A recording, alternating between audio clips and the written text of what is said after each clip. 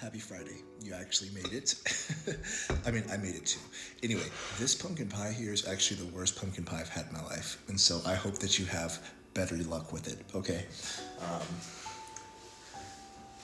Thank you, Lord, for this food. Bless this food to our bodies. In your name that I pray. Amen.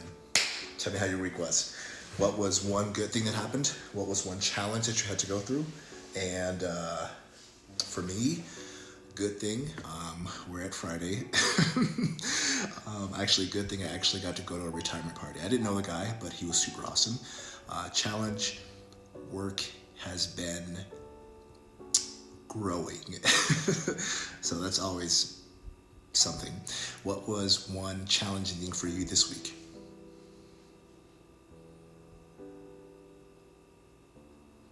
Okay. Do you feel that this challenge is something that you can work through by yourself? Okay, if not, please reach out to somebody. If so, keep persevering. You got this. Now let's end on a good note. What is one good thing that happened this week? Share it with me. That's awesome. That is super, super cool. And I'm very happy for you. I look forward to next time, all right? I love you so much. God bless you. Bye-bye. Sorry for the mess, by the way.